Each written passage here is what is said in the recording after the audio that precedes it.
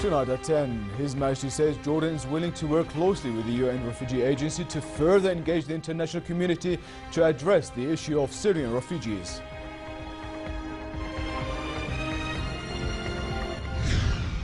The head of the UN Atomic Agency visits Tehran a day after sanctions are lifted and says relations will enter a new phase.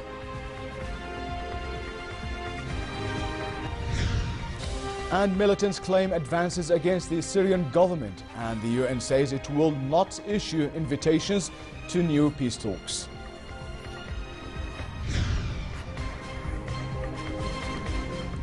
Good evening and welcome to the 10 o'clock news. His Majesty the King said Jordan is interested in closely cooperating with the UN Refugee Agency, the UNHCR. He also told the United Nations High Commissioner for Refugees, Filippo Grandi, Jordan is seeking a bigger role by the international community to address the Syrian refugee crisis, as the kingdom faces the task of hosting a large number of refugees. Also during the meeting with Grandi, who has just assumed his new post as UNHCR chief, King Abdullah stressed the importance of enhanced international support for countries hosting Syrian refugees. He reviewed the kingdom's efforts to secure services and aid to an estimated 1.3 million Syrian refugees. Grandi pledged his agency will support Jordan and coordinate with the government's various agencies to ease the pressure of hosting the refugees. Prime Minister Abdullah Mansour wished the new head of the UN Refugee Agency success. He commended Filippo Grandi's efforts during his tenure as Commissioner General of the UN Relief and Works Agency, UNRWA, noting his support that enabled Jordan to continue services to the Palestinian refugees. Mansour told the UNHCR in chief and his team that Jordan, a country with limited resources, faces economic pressures, having received wave after wave of forced migrations over the past years. The migrations, he said, had further overburdened the kingdom's economy and scarce resources, adding that Jordan pins high hopes on a donor conference due to be held in London next month to discuss support for countries hosting Syrian refugees. The Prime Minister said Jordan maintains an open-door policy towards the Syrian refugees. The UN High Commissioner for Refugees, Filippo Grandi, said Jordan is exerting a huge role in shouldering the burden of the influx of Syrian refugees and providing services to them. Despite its poor resources, he said the kingdom was up to its humanitarian role. Grandi spoke at a press conference he held after a tour of the Zaatari refugee camp in northern Jordan, where he met Syrian refugees and heard their demands and needs. He said the UNHCR will continue to urge the world community to help Jordan to carry out the refugee response plans and provide aid to the displaced people. Jordan, he said, should receive international support in such difficult circumstances, particularly the refugee host communities, to alleviate the impact of the massive influx of refugees. Clear this morning, and he's right. How do we help Jordan make sure that its education system, its water system, its infrastructure, its economy are not do not collapse under the weight of hundreds of thousands of people that have arrived in the last few years. This is not a matter that humanitarian agencies like UNHCR can address that easily, but that means that we need to bring in development actors, but quickly and concretely. We need delivery on that side.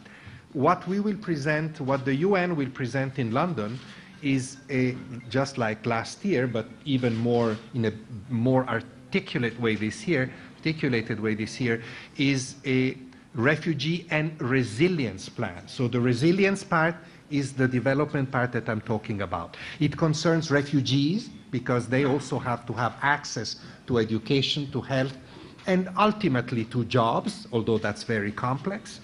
But it is also important for the host community, and in the case of Jordan, I would say for the country in its entirety. All in all, what is needed is a better division of, a better sharing of responsibilities internationally for a crisis that cannot concern only the countries neighboring Syria. Has to be shared globally, but it has to be shared in an orderly way. This has not happened. we haven't focused on legal pathways, and therefore refugees and other people are following illegal pathways. This has created chaos in Europe and the backlash that you're talking about. Border guards received 52 Syrian refugees who crossed the northern frontier in the past 24 hours. An army source said troops provided the refugees with the necessary aid before transferring them to refugee camps and shelters. It said Royal Medical Services personnel administered first aid to the ill refugees. Over the past 4 years, Syrian refugees have poured across the frontier and settled in refugee camps and in cities and towns in the kingdom. His Majesty the King discussed with a delegation of the U.S. House of Representatives the strategic ties and friendship between Jordan and the United States and the situation in the Middle East. During the meeting with the U.S. House of members, Steve Russell and Stephen Lynch, King Abdullah voiced Jordan's appreciation of efforts by the Congress and its various committees to increase American aid to Jordan to enable it to deal with the challenges facing it. The King pointed to the burden of hosting around 1.3 million Syrian refugees who are placing mounting pressure on the kingdom's limited resources. The meeting, held at Al Husseiniya Palace and attended by His Royal Highness Prince Faisal and other officials, also tackled regional crises and the fight against terrorism and extremism with a holistic approach. Daesh militants captured ground from Syrian government forces near the eastern city of Deir ez-Zor. The Syrian Observatory for Human Rights said this is the third day of attacks on the towns of Ayyash and Begaliya, which lie to the northwest of Deir ez-Zor on the approach from Raqqa. The monitoring group also said there is still no word on the fate of over 400 people it reported kidnapped when Daesh began to attack the city. On the diplomatic scene, the United Nations said it would not issue invitations to peace talks between Syria's government and opposition set to begin on January 25 until major powers reach agreement on which rebel representatives should attend.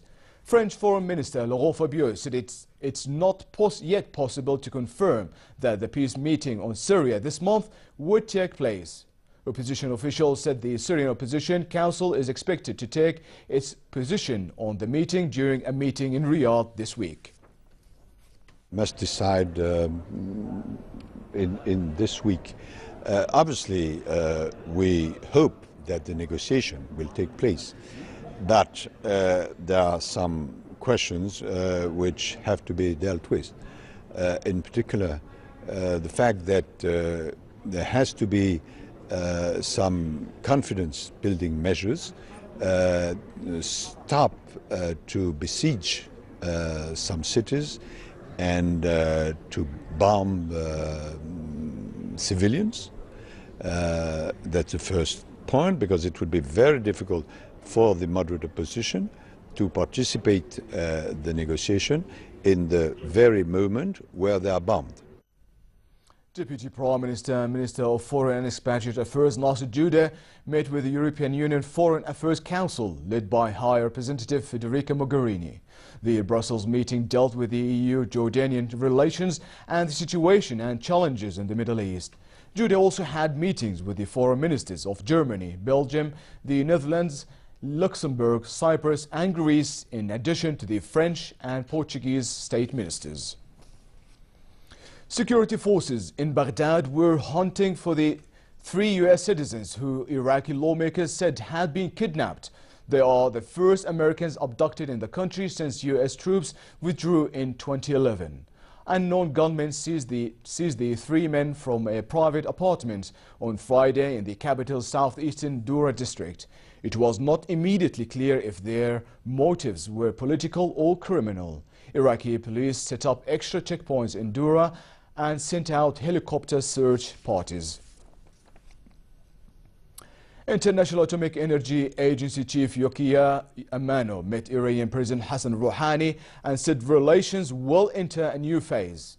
The encounter came a day after the agency ruled that Iran had lifted or fulfilled last year's agreement with 6 world powers to curtail its nuclear program, triggering the ends of sanctions.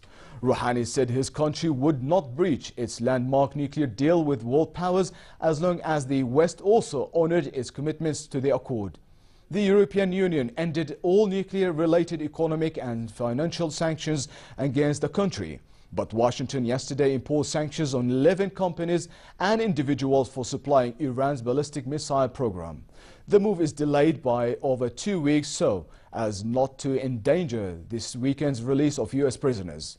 10 U.S. sailors who were briefly detained by the Iranian military last week were set free. More in this report. Inside this medical center in Landstuhl, Germany, a long ordeal is coming to an end for Washington Post reporter Jason Rezaian.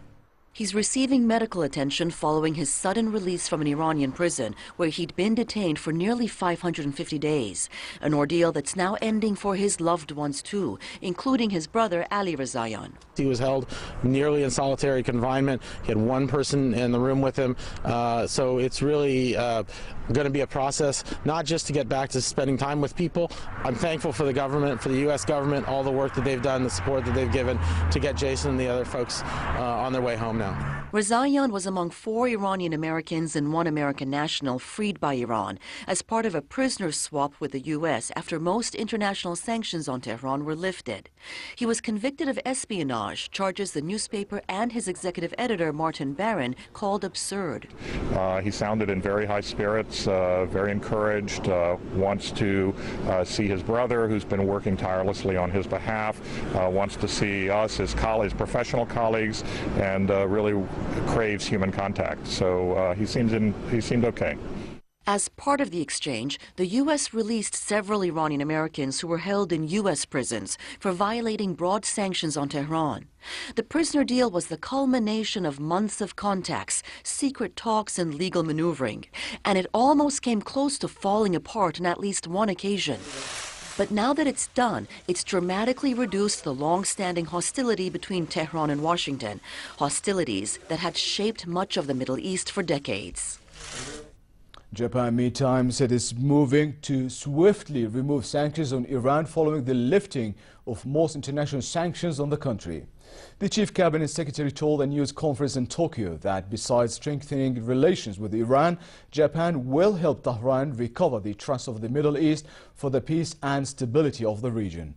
A statement by the Japanese Foreign Ministry over the weekend said Japan planned to lift most of its sanctions against Iran, including a halt to fresh investments in Iranian oil and gas projects within a few days. Saudi-led coalition jets hit a public security administration building in the Yemeni capital Sana'a, killing at least 20 people, including both security officials and civilians. Officials of the Houthi militia also said 16 other people were injured. They said the airstrike hit the headquarters of a police unit in charge of protecting parks, public spaces and tourism sites. Since the Houthis forced President Abdurrabbu Mansour Hadi into exile last March, the coalition has launched almost daily airstrikes on the capital, hoping to force the Houthis to retreat. Ground fighting and airstrikes have killed around 6,000 people during the 9-month war in Yemen. The Houthis and Yemen's embattled government agreed last month on a broad framework for ending the war in UN-brokered peace talks, but a temporary truce was widely violated and has since ended. Heavy snowfall hit northern Turkey, bringing Istanbul airport travel to a crawl. Nearly 500 flights traveling in and out of Ataturk Airport and Sabiha Gökçen Airport have been cancelled through tomorrow. Turkish Airlines alone cancelled 387 flights. Schools have been cancelled for tomorrow, and although the city government says they have more than 1,100 vehicles and heavy machinery ready to keep roads open, residents are encouraged against all but essential travel.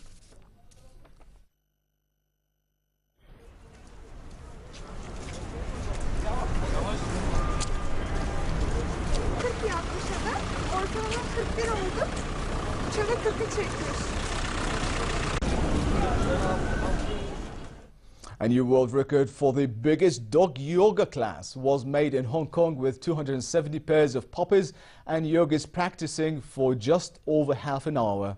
Led by their doga teacher, the participants massaged, twisted and stretched their furry friends in a series of poses. The previous record was 265 dogs set last year in San Diego, USA.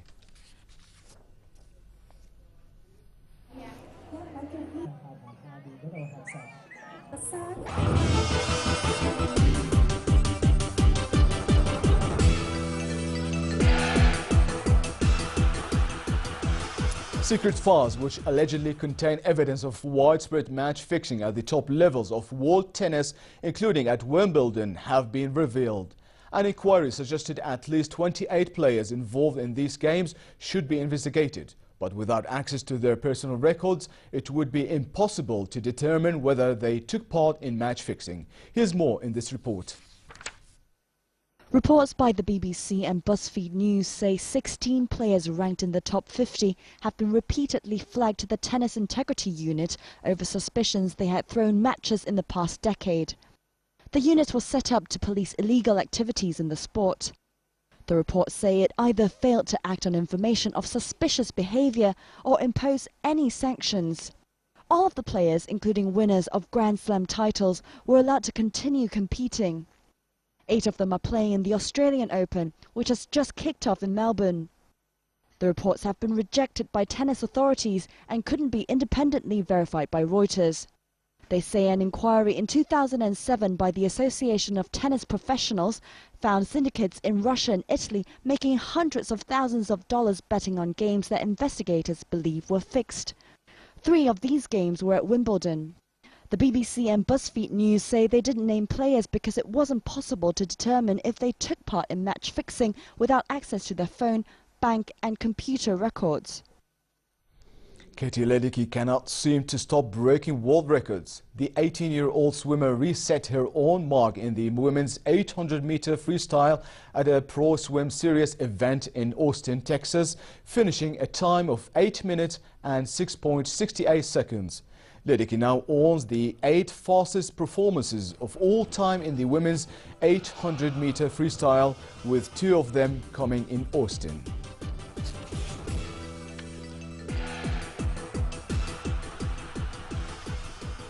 And finally, the weather outlook: cold tonight with gusty winds creating dusty conditions and cloudiness across the kingdom, with a drizzle expected in the north. Winds will be southwesterly moderate with strong gusts of 50 to 60 kilometers per hour. Tomorrow it will continue to be cold and partly cloudy with heavy rain in the northern and central parts, with bursts of thunder, lightning and hail during the early morning hours of over the hilly areas. The Gulf of Aqaba should expect a relatively cold and dusty day Tuesday, with northerly moderate to brisk winds and rough seas. Next are the lows and highs for tonight and tomorrow.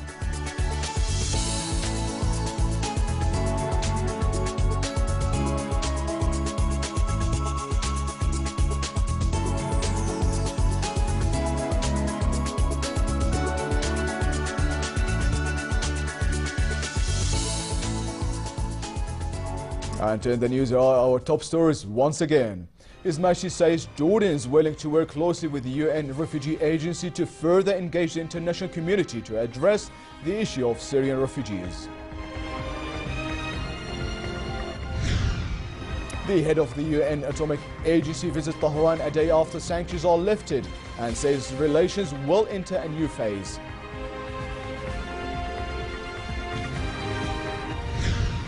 And militants claim advances against the Syrian government, and the UN says it will not issue invitations to new peace talks.